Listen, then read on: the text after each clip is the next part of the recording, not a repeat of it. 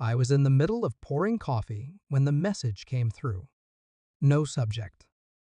Just a photo. My son, Jacob, 10 years old, is sitting alone on the cracked stone steps of a church. His backpack beside him, legs folded in, chin to his chest. A shadow of the steeple cut across his face. No context. No sender name. But I knew. I knew. I always knew when she wanted to hurt me. I didn't run. Didn't call. I just stared. The spoon in my hand ticked against the ceramic, slow and steady, like the hand of a clock marking the exact moment something in me stopped. 3 minutes later, her name lit up my screen. You could have saved us all a lot of pain. $30,000 wasn't much for a father. Enjoy your lesson.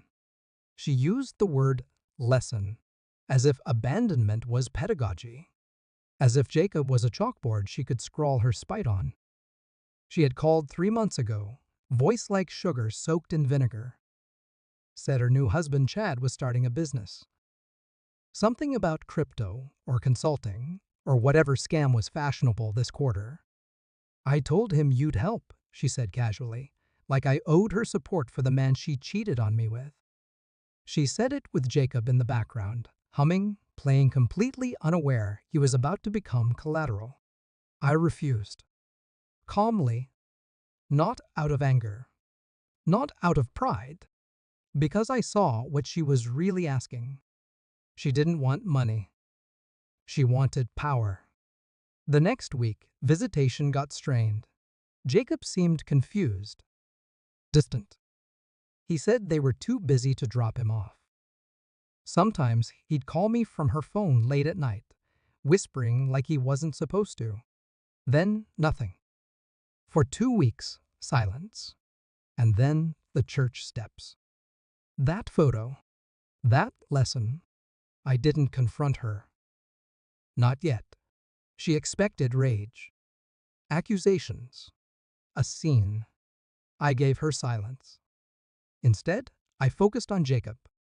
Picked him up from the church without a word. Took him home. Fed him. Watched the way he flinched at doorbells. Held him when he pretended not to cry in his sleep. He didn't ask about his mother. And I didn't mention her. But I documented everything. Every missed call, every message, every late pickup. Security footage from the church. Medical reports noting stress indicators in Jacob's behavior.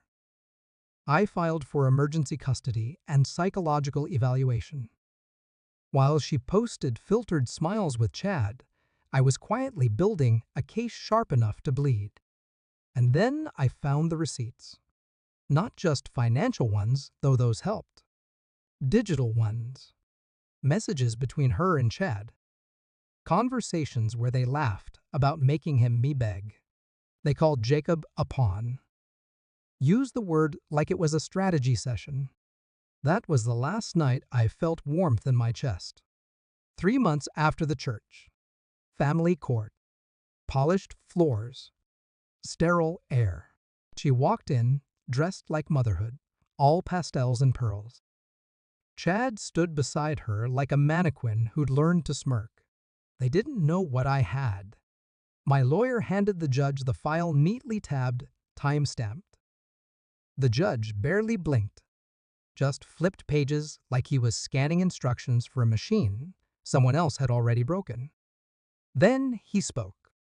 Full custody awarded to the biological father. No visitation without court-supervised therapy. Allegations of emotional neglect substantiated. Her smile cracked.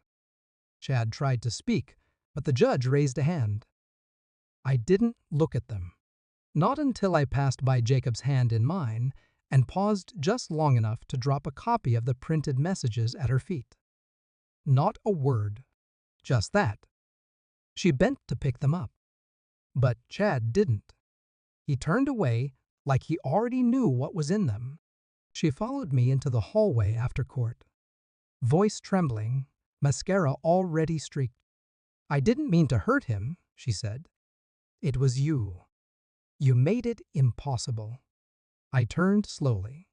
I looked at her like a stranger. You used a child, I said. Calm. Bear. That's not something you get to walk back from.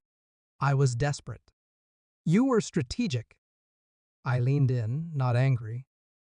Just final. You thought hurting Jacob would break me. But all you did was show a judge who you really are. She gasped like she might faint.